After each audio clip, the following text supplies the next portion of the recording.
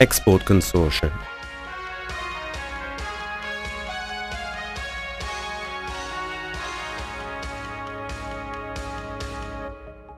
Spain's entry into the European Economic Community brought about a process of liberalization, which in turn led to an increase in competitive factors that many Spanish companies were not prepared for.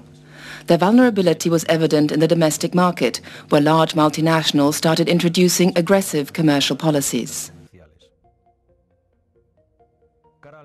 In the export market, the relatively small size of Spanish companies made it difficult for them to develop competitive strategies. On the one hand, SMEs were faced with the enormous financial outlay of setting up their own export departments. On the other, they faced the increasing tendency towards a concentration of demand in the most industrialized countries, to which Spain directs 80% of its exports.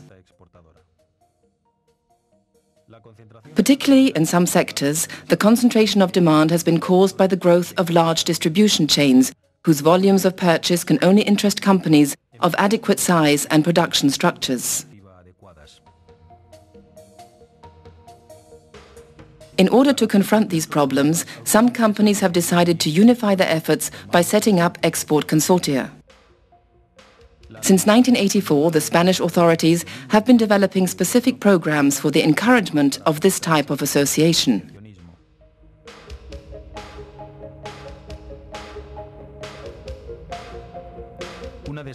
One such company is Productos La Toona, a family-owned operation that has a turnover of over 7 million euros and a workforce of 120 employees. Theoretically an export company, La Toona has one client in Portugal to whom it has been supplying small orders for many years. However, Francisco Martinez, president and CEO of the company, was well aware that in order to implement a real export strategy and put his company on an international footing, more resources were required than he himself could provide.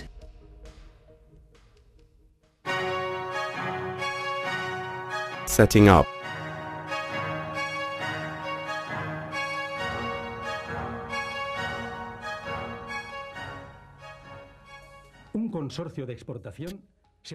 An export consortium could be defined as an association of various companies with the aim of jointly promoting their products in the export market. The cost of running an export department, consisting of a manager and a secretary during its first year, could be over 100,000 euros in salaries, travel, trade fairs, etc. While these costs are too high for a single SME, by becoming part of a consortium, they can be divided among the various members.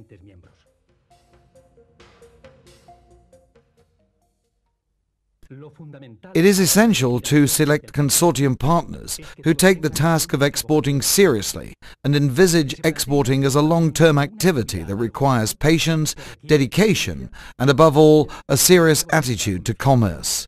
Those who think that a consortium is useful for offloading excessive production, or that it will provide immediate profits, should forget about the whole thing. That's my opinion.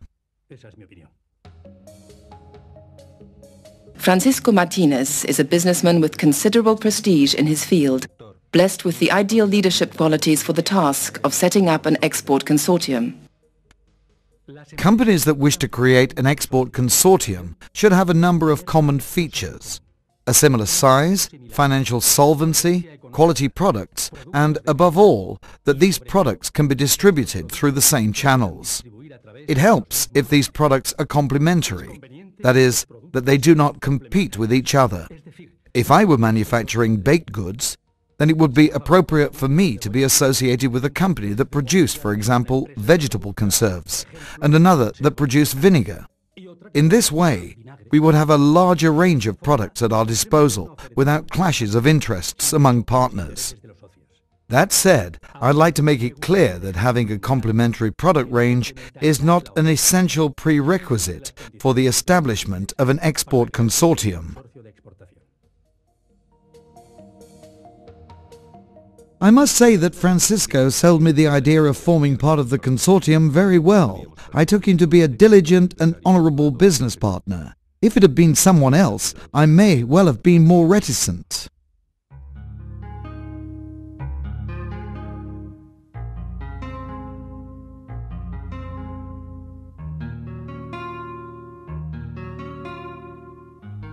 Sebastian Ortega is another partner in the consortium.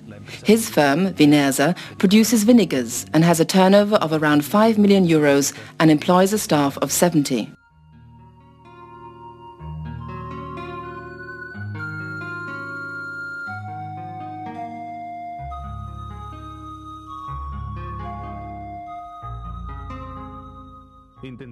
I tried exporting years ago and even attended a trade fair in Paris, which was a failure, and so I gave up. I wasn't experienced enough and my company couldn't afford the costs of attending an international trade fair.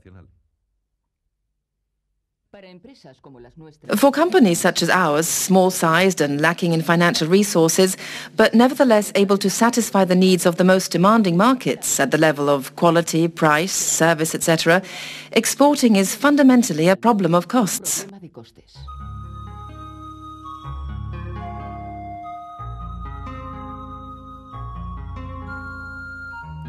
3 years ago, Isabel Garay took over from her father as head of Consortia, a producer of vegetable conserves, with sales in the region of 5,800,000 euros and a staff of 80.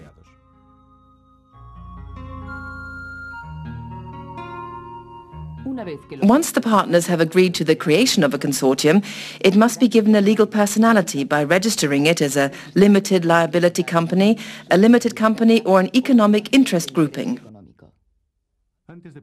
Before establishing a consortium, it is very important to draw up clear, precise statutes. These statutes should detail the consortium's operating conditions, the financial contributions of each partner, recruitment of staff, and, above all, establish a minimum period of membership to the consortium, in our case of 4 years. It is absolutely essential to draw up a realistic budget for the consortium, as you would for any company. We agreed that each partner would invest 24,000 euros.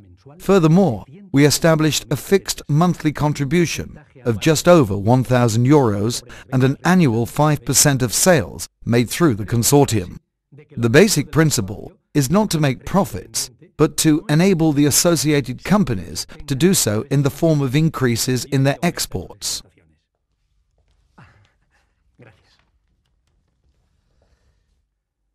It is advisable not to operate with budgets that are too low and to calculate capital costs accurately, as there is always a delay between the manufacture of products and their eventual sale and payment.